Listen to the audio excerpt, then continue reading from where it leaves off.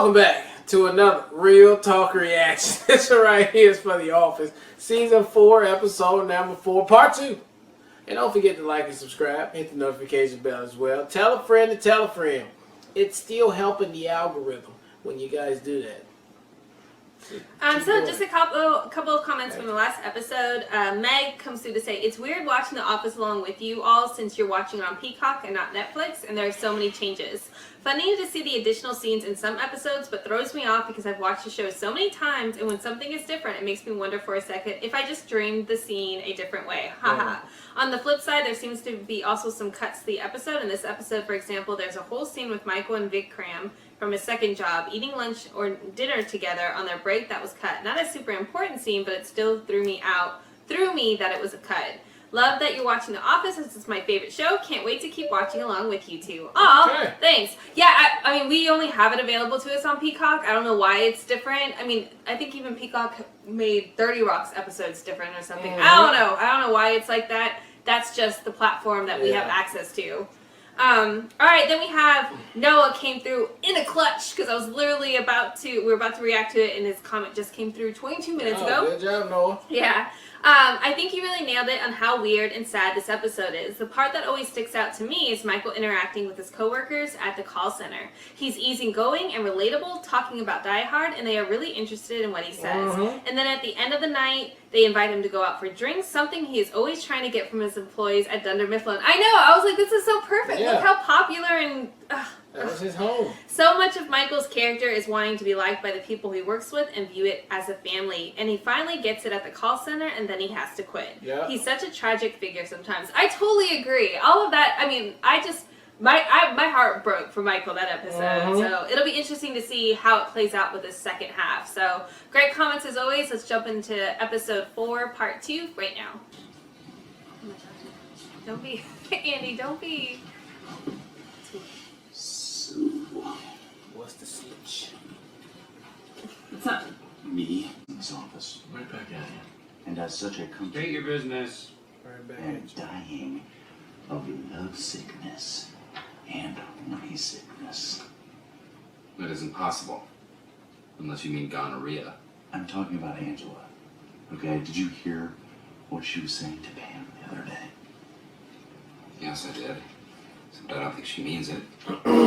You should just tell him you were dating her. It would make this all easier. Of pain because of the death of her cat, and she's in kind of a grieving process, and makes her say things. So, best to just lay off. No can do. I am itching all over with Angela pox. Oh my God, you do have gonorrhea. Hey, Andy. Maybe this is one of those situations where you just have to do her to get her out of your system. Stay out of this, you. I used to get offers in the mail for credit cards all the time. Things say, oh, okay. Should be pretty interesting. You want to go? No. Because we could get some food afterwards. Andy, no. She ain't going for it. Still waiting on that check. like a witness protection program. Exactly. Not at all. Not at all. I've always wanted to be in the witness protection program. Oh my gosh. First start. It's going to no debts, no baggage. I've already got my name picked out. Lord Rupert Everton. I'm a shipping merchant who raises fancy dogs.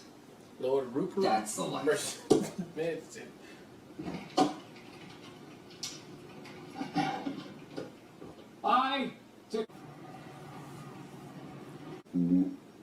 Yeah, I didn't think I had. Well, it was all about Pam. Yeah, I mean, she was with Roy, and I just couldn't take it. I mean, I lost it, Dwight. I couldn't sleep. I couldn't concentrate on anything.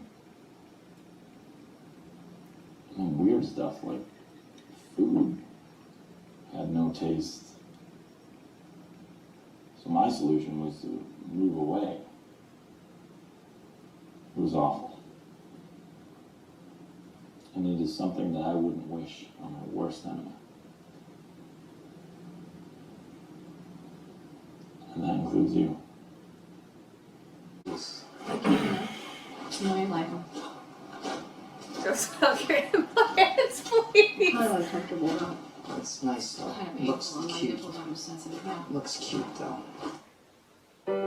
That's adorable. Alright, that was episode 4-2 of The Office, and man, that show has some growth in it right there, and shall I say some heart.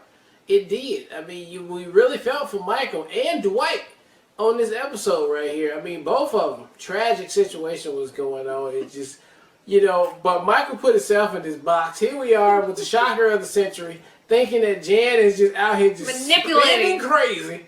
I went in last episode. This fucking Michael out here buying $1,200 crunch machines that just, it makes, and 2 magic sets. Who needs 2 magic? Three. For what? What are you doing, Michael? And then you sitting there. Okay. I mean, so hopefully Jan can help him out. Maybe. It looks like Jan did come through. She ran down there. She drove super quick. Like, I'm gonna go talk to my man.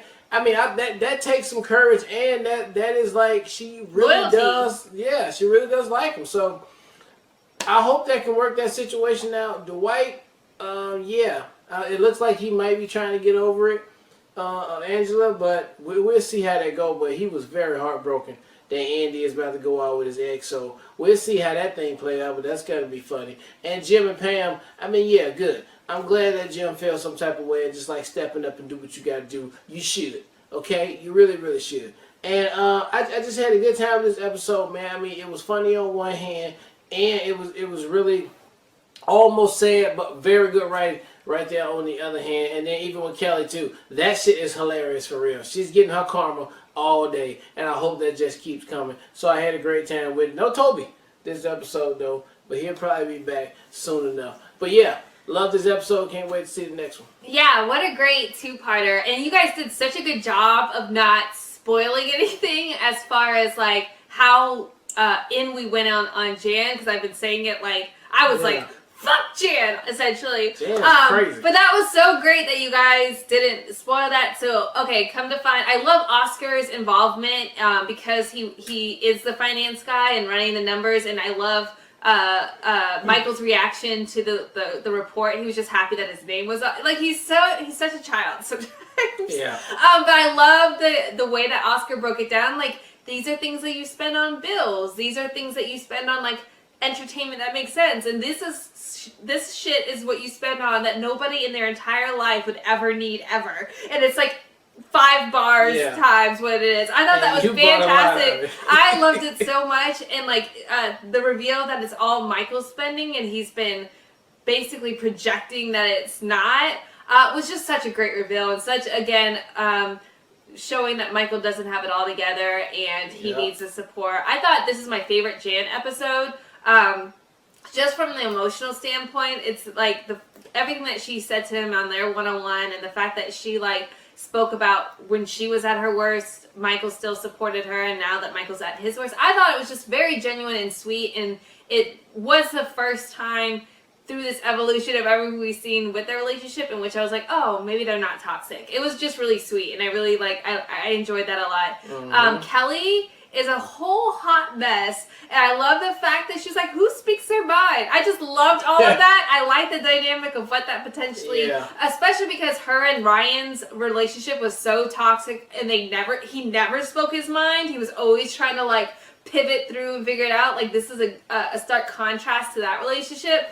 So I'm interested to see how that plays out. I thought Creed coming through with his advice yet again was another great Creed moment. He always comes through. It was awesome.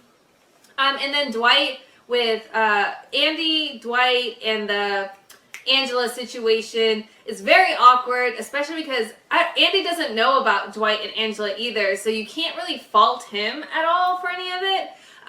But it's super awkward. But I love Pam and Jim trying to come through to support Dwight, and especially the Jim and Dwight conversation. That was very emotionally driven, and I love so much Jim's response to that, because he put himself back in that moment, and he was like, oh, I so appreciate being with Pam, because this is what I felt exactly what Dwight was feeling, and I don't have to feel that anymore. So I just thought that was just a really great moment for the two of them as well. Oh no, I thought it was a lot jam-packed in this one episode. It was. Second half of this episode. So I really appreciate it and can't wait to see what we have next. Yeah. All right, well, look, thank you guys again for watching another Real Talk reaction for The Office Season 4, Episode 4, Part 2. And until next time, people, peace.